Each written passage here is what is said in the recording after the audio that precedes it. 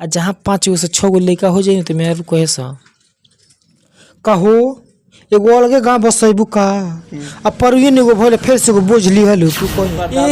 ये वीडियो हम पवन सिंह जी को सुनाए थे जब गए थे पवन भैया बुलाए थे तो हम उनको ये वीडियो सुनाए थे बड़ी हंसे थे। जैसे गाँव में थी मन जी को आता नहीं एक दिन कहीं जाना तो रतिये खान भाग गया मैंने तो यहाँ तो कहे ना ऑपरेशन करा ले लू तो यहाँ बाप ऑपरेशन के ना पर तू बौखिया जाना कहे ना सब जैसे मेहरू कहली सा दीदी गोड़ लागत नहीं काजी कहिया का आसन आइल बा तू कहीं है देखबू आज 3-4 दिन अइले भई हाँ गोड़ लागत नहीं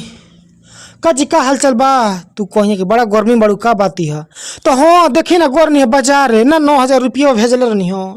तो दबलिया में जन टंगल इस वक्त बिहार के गोपालगंज में उपस्थित हूँ। मेरे पास में जो चेहरा दिख रहे हैं जो काफी सोशल मीडिया पे वायरल है सुनील भाई है। कोई परिचय के मोहताज नहीं है, ये हमेशा यूट्यूब और फेसबुक पर ट्रेंड करते रहते हैं। तो आइए इनसे खास बातचीत करते हैं और इनके बारे में हम जानते हैं। मेरे चैनल में बहुत बहुत स्वागत है भैया आपका। नमस्कार नमस्कार। जितने भी चैनल के माध्यम से जो भी देखे वाला बा हमारे चाचा चाची हमारे बड़ भाई लोग छोट भाई बहन सबके सादर प्रणाम बा। इसे ही प्यार आशीर्वाद देते रहे सुनीलवा के कि कुछ ना कुछ नया आपके मोबाइल में जात रहा है। अगर अभी तक आप लोग चैनल के सब्सक्राइबर नहीं किलो के लिए तो सब्सक्राइब कर लो। शायद हमारे भरसक कोशिश रही कि चैनल के माध्यम से अच्छा हम वीडियो देहल करें। अच्छा भैया आपका देखें काफी जो वीडियो काफी वायरल हो रहा है उसमें हम कहना चाहेंगे दो ठो हमारे दर्शक बंधुओं को सुनाइए। जी जी जैसे वो हमारे वीडियो बहुत ज्यादा चल रहा जैसे कि गांव में और कोनो लड़का लेकिन जब भाग जाला सन अच्छा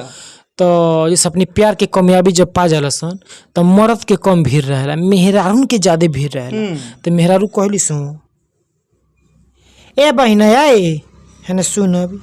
तो जब हुए तो कहीं का हो का कहत कुछ निमन कोई हमरा पूर्वा शक से बड़ा डर लगला तू कहीं एगो बात जननी है तू कहीं हो ये तो जननी है तो देखलियो मूड़ी गला का चलते बुझातन लोकेशन कांड करी तले इतने बतिया कर दर में तीसर की मेहरारू चली आई तू कही अका जिका बतिया वो तनी लो तीस कहे से बाप रे बापा गोली जा खेला करी जानते नहीं कोई घरे जा लिया आवेली ती मई कही एमे खेला का करे के बजी ओकर खानदानी कुल चल लावता ई हुए कैलस ओकर फुआ हुए कैलस। इससे गोरी हम वीडियो डालर नहीं जन की मेहरारू कब कब ऐसा कोनो बात कह दिए सन कि हार्ट अटैक के बीमारी हो जाए। जैसे मेहरारू कहली सा दीदी गोड़ लागत नहीं काजी कहिया का आसन आइल बा तू कहीं है देखबू आज 3-4 दिन अइले भइल तैया होई के जे चिन्हा तो नहीं खे तू कहीं क्यों कन है पहुना तो या ये राम है पहुना होई आ काहे हेंगा भइल बनी जी देखबू हो कि खामा निहर दे रहल पानी निहर गल के भइल बा कुछ भइल बा का पहुना के जी तू कहीं हां देखबू आज कितना दिन से तबीयत खराब बा आ ठीक नहीं होत त का भइल बा देखे ना जे एकर से खाता ने एकर से पेटवा खलल खलल झरल जाता तैया तले इतने बतिया से में तीसर की मेरे को कह कि आ ये राम मामा यही बीमारी से हमार पितिया दामाद मरी गए।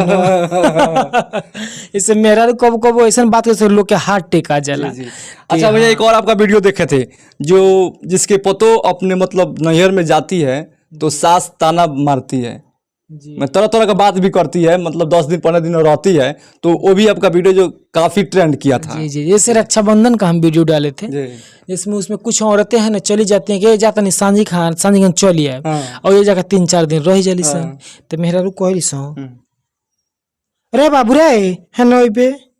रिंकू के माई के नंबर जानते रहते फोन में लगवाइबे हाँ लगाओ तो जब दिहे लगा के तो कही है का हो ओ जा गोल बड़ू धाम संभारे हाँ आ तू कौन खेला पड़ के हमारा साथ गोलू कि आ मजा तनी सांझगन भाई के राखी बांध के चलिए अब है खेत जोता तनु हाँ तलू होने से कहें कि अम्मा बड़की दीदी जीजा आइल बन कल 3-4 दिन रह जाता जाइए ती कहें हनु तार दीदी तार जीजा तार खर्चा चलावल लो का एगो काम कर तू दोनों हमारे नतिया का भेज द तू ये धाम संभालत रहिए खेत खरिहान कोड़त रहिए हाँ एबे लइकवा से कई दिन ई बतिया तारा सारा गणिया का चमरवा उखाड़ ली। अच्छा एक और वीडियो भैया आपका देखे जो जिनका पति विदेश रहते हैं और विदेश से फोन करते हैं अपने पत्नी के पास में तो पत्नी क्या बोलती है जैसे मेहरारू कोनो काम को के आवली सन वही बीच में उनके मरद के जब फोन आ जाला नु तो ही में पहले मोबाइल हैंगर रखले रहली सन हाँ हे में आ काम करता कैसा रे बाबू बड़ा गर्मी होला तनी पानी ले बसरी तो कैसे देख कर फोन आ गए जकर पापा हम कहा वीडियो कॉलिंग कइले बड़ा। हाँ गोल लागत नहीं का जी, का हालचाल बा? तू कहिए कि बड़ा गर्मी बड़ू का बाती है? तो हाँ देखी ना गोर नहीं है बाजार है ना, 9,000 रुपया भेजल रहनी हो तो दबलिया में जौन टांगल जरा टीवी है वही टीवी तक किन्नी है लेके घरे घरे जातर रहस। तू कहिए लगलू आगे में मुते, हाँ आगे में अबे जीव जरा कुछ कह देब हम उल्टा सीधा। हाँ जीव ना जरैनी। हाँ ए पीछे का लौकत जी बकरी चराइले कार विदेश में जी। आ ये रामा बकरी चलातनी विदेश में। तू कहे कि रो तहलो का समझ बोलो बाहर के मजबूरी किंग 2 रुपया आदमी घरे भेजता। ती कहिए अच्छा जाए दी रोई मत रो तन तमर करे जब फाटत। बाकी 2 महीना और कमा ली सारा कर्जा भाड़ा जो करी बाद आके घरे रह तो ठीक रही। हाँ ठीक बा तनी पियास लागल बनी रख तनी फोन संजगन बतियाल जी का घरू ये काम बा बहरू ये काम बा हम नहीं दे बिल्कुल। आ बेरो लाज नहीं खेला जी बेटा बेटी सियान भई अच्छे लीना मानब तो। अरे बाबा वीडियो कॉलिंग पर तो मेरा रू ये कुल कर ली से अच्छा लगे। अच्छा एक और वीडियो भाई आपका देखे हैं जो एक और देखे हैं जो जैसे में किसी पत्नी को जैसे साल भर या 2 साल पे बच्चा हमेशा होता रहता है। जी जी वो भी ये वीडियो हम पवन सिंह जी को सुनाए थे जब गए थे, पवन भैया बुलाए थे तो हम उनको ये वीडियो सुनाए थे, बड़ी हंसे थे। जैसे